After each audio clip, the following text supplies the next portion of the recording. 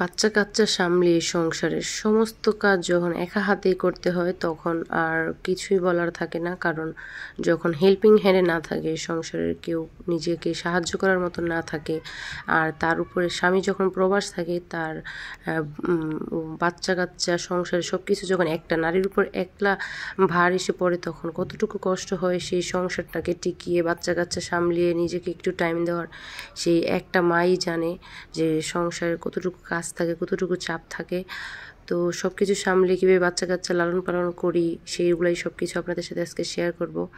তো নমস্কার বন্ধুরা, কেমন আছেন সবাই? আশা করি সবাই খুব ভালো আছেন, এবং দেশে বা দেশের বাইরে থেকে যারাই আমাকে দেখছেন তারা আশা করি সবাই খুব ভালো আছেন। তো বন্ধুরা, আমার পরিস কিচেন ব্লগে আপনাদের সবাইকে স্বাগত।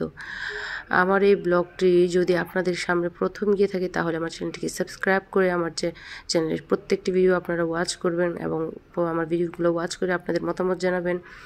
তো বন্ধুরা, আমি নারায়ণগঞ্জ থেকে বলছি। তো জানি না কে কোথা থেকে আমার ভিডিওটি দেখছেন। যদি আমার ভিডিওটি আপনাদের কাছে ভালো লেগে থাকে তাহলে আরও একবার বলছি, অনুরোধ করছি যে আমার ভিডিওটি লাইক করে, কমেন্ট করে, শেয়ার করে দিবেন বন্ধুরা, আর প্লিজ চ্যানেলটিকে সাবস্ক্রাইব করে দিবেন। তো সকাল সকাল আমি চা খেয়েছি আজকে। ঘুম থেকে উঠে সব কাজ সামলিয়ে তারপর চাটা খেয়ে নিয়েছি। কারণ অনেক সময় আমি সকালবেলা কোনো কিছুই খাই না, শুধু চা আর 2-3টা বিস্কুট খাই, এছাড়া আর কিছুই খাই না। আর খাওয়া দাওয়ার পরে দেখলাম মেয়ে ঘুম থেকে উঠে গেছে। আমার সব কাজ সামলিয়ে যখন চা খেয়ে সারলাম তখনই দেখছি মেয়ে ঘুম থেকে উঠে গেছে। তো এখন মেয়েকে আমি কি খাওয়াবো, এর জন্য ভাবলাম যে মেয়ে যেহেতু আমার আজকে খুব তাড়াতাড়ি উঠে গেছে, তাকে একটু ডিম সুজি বানিয়ে দিই। ডিম সুজি হচ্ছে সুজিটা একটু লবণ দিয়ে জলে, তার যেহেতু 1 বছর হয়ে গেছে তো এখন তো একটু লবণ দিয়ে জলে ভালো করে সিদ্ধ করে নিই, তারপর ডিমটা ছেড়ে দিয়ে এটাকে ডিম সুজি করে ওকে খাইয়ে দিয়েছি। তো এদিকে ছোটো কৌটোর মশলাগুলো প্রায় শেষ হয়ে গিয়েছিল, তার জন্য আমি বড় কৌটো থেকে ছোট কৌটোতে সব ধরনের মশলা নিয়েছিলাম। এটা নিয়েছিলাম মরিচের গুঁড়া। তো একা হাতে যে কতটুকু কষ্ট করতে হয় তা একমাত্র নিজে জানি। একমাত্র দুপুরের পরে গিয়ে আমি অনেকটা টাইম পাই, যতটুকু টাইম নিজেকে একটু দিতে পারি, কিন্তু তাও ততটাও না। মেয়ে আছে, তো মেয়ে এই তো এদিকে চলে যায়, সেদিকে চলে যায়। তো সব কিছুই চেষ্টা করি সামলিয়ে মেয়েকে একটু সময় দেওয়ার, নিজেকে একটু সময় দেওয়ার। এভাবে হয় না আসলে, মানে অনেক সময় নিজেকে অনেকটা অসহায় মনে হয়। কেন জানি যে আসলে সংসারের এত চাপ, বাচ্চা কাচ্চা সামলিয়ে এত কিছু করে তখন মনে হয় কি নিজের জন্য কি করছি, নিজের জন্য কি আছে। আবার যখন ভাবি যে না, সংসার সন্তান এগুলোই তো আমার কাছে সব কিছু, তখন আবার মনে মনে খুব মানে শান্তি পাই যে না, আমার সংসার সন্তান যেহেতু আমার নিজেরই, তো আমার তো নিজের হাতে সব কিছু করতে হবে, কে বা আমার কাজগুলো করে দিবে, ঠিক না? তো এই তো আমার কৌটোতে মশলাগুলো নিয়েছি, আর হলুদটা প্রায় শেষ হয়ে আসছে, হলুদটা আবার আনতে হবে। হলুদ এতটুকুই ছিল, তো এটা কৌটোতে নিয়ে নিয়েছি।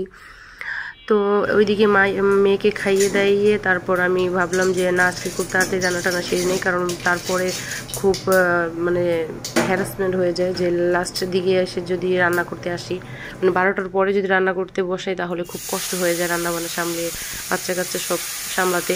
এর জন্য আমি তাড়াতাড়ি চেষ্টা করি রান্নাটা শেষ করে নেওয়ার জন্য। তো এর জন্য আমি তাড়াতাড়ি এখানে রান্নাটা বসিয়ে নিয়েছি। এই তো টমেটো আমি একটু সরিষা ফোড়ন দিয়ে আমি টমেটো করে একটু মানে কি বলে এটাকে, আপনারা জানি না কে কী বলে, তবে আমরা বলি এটাকে টমেটোর চচ্চড়ি।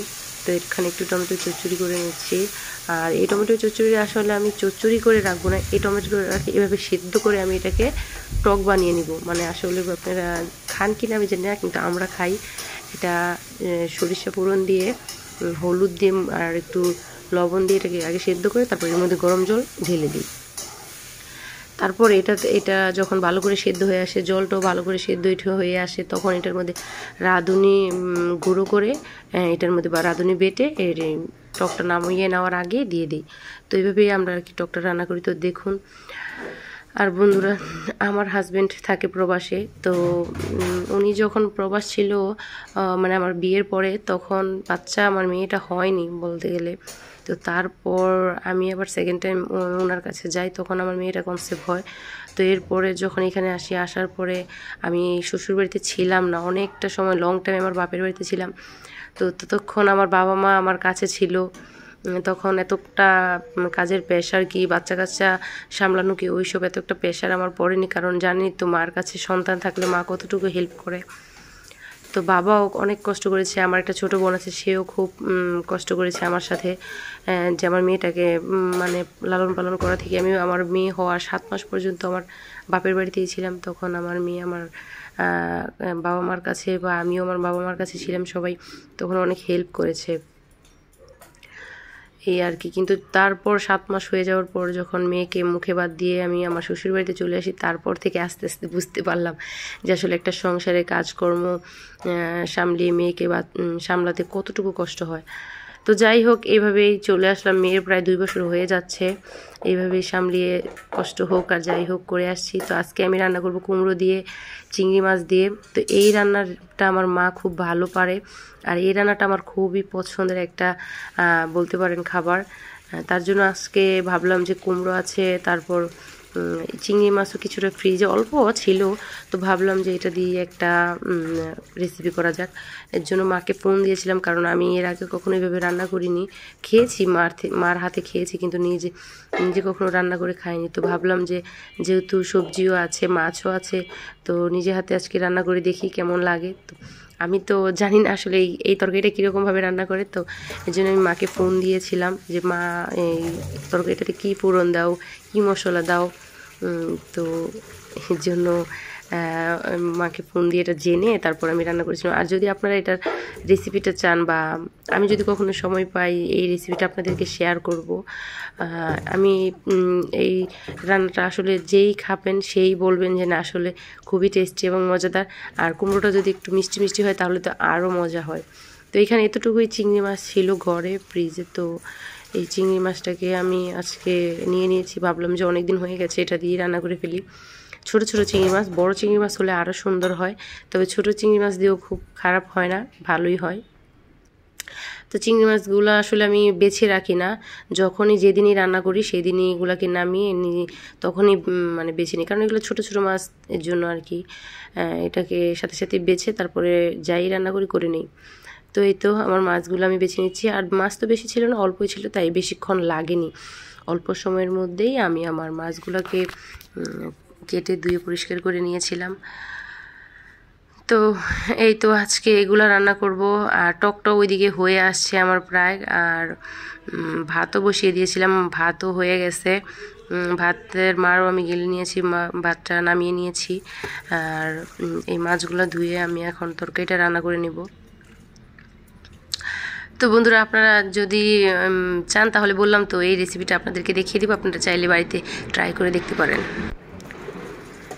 এই তো মাছ কাটাকাটি ধোয়াধাই শেষ। এই দিক দিয়ে দেখতে পাচ্ছেন যে ওই যে বললাম টমেটোর টকটা, তো এখানে গরম জল করে আমি টমেটোটা এখানে ছেড়ে দিয়েছিলাম। তো এই তো টকটাও ভালো করে ফুটে গেছে, তো টকটাকে নামিয়ে নিয়েছি। এখন আমি মাছের যে চিংড়ি মাছ দিয়ে কুমড়ো দিয়ে রান্না করব, এটার সম্বারটা দিয়ে দিলাম। ফোড়ন দিয়েছি, ফোড়ন দিয়ে এটাতে যা যা মশলা লাগে তা দিয়ে দিলাম। এগুলোকে একটু কষিয়ে তারপর আমি একটু লবণ দিয়ে দিব।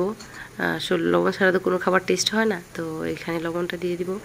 আর লবণটা দেওয়ার পরপরই আমি মশলাতে যে মাছগুলো আছে সেগুলো ছেড়ে দিব, কারণ মাছটা তো এখানে কষাতে হবে। মাছ আসলে এটা ছোটো ছোটো মাছ, অতক্ষণ সময় লাগবে না কষতে, অল্প সময় লাগবে। তাও যখন মশলাটা একটু ভিজা ভিজা থাকে তখনই মাছটা দিয়ে দেওয়া ভালো, তার সাথে মাছটাও কষবে, মশলাটাও কষে আসবে। এই তো মশলাটা দেখতে পাচ্ছেন কি সুন্দর তেল ছেড়ে দিয়েছে। এখন আমি কুমড়োটা দিয়ে দিলাম। এই কুমড়োটাকে এখন আমি মাছের মশলাগুলোর সাথে একটু মিক্স করে এটা হালকা একটু ভেজে ভেজে নেব। তারপর আমি এটাতে জল দেওয়া লাগবে না, এটা এমনিতেই ঢেকে রাখলে এটাতে সিদ্ধ হয়ে এটাতে জল ছেড়ে দিবে, কারণ কুমড়ো লাউ এইসবে জানেনই আপনারা, এগুলোতে জল ছেড়ে দেয়। এতে একটু ঢাকা দিয়ে দিব, আর ঢাকনা উঠাই আমি দেখবো যে দেখছেন হালকা হালকা এখন একটু জল ছাড়ছে।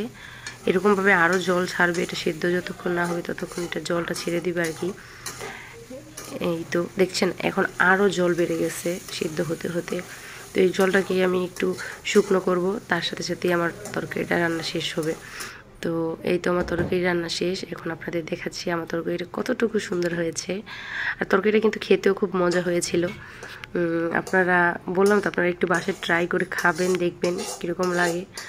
আসলে অনেকেই অনেক রকমভাবে অনেক কিছু রান্না করে, আমরা হয়তো ভাবি যে কী রান্না করছে, কী দিয়ে কী রান্না করছে, কিন্তু যখন খাবেন তখন বুঝতে পারবেন আসলে এটার মজাটা কতটুকু, এটার স্বাদটা কতটুকু। এই যে দেখেন আমার তরকারিটা কতটা সুন্দর হয়েছে।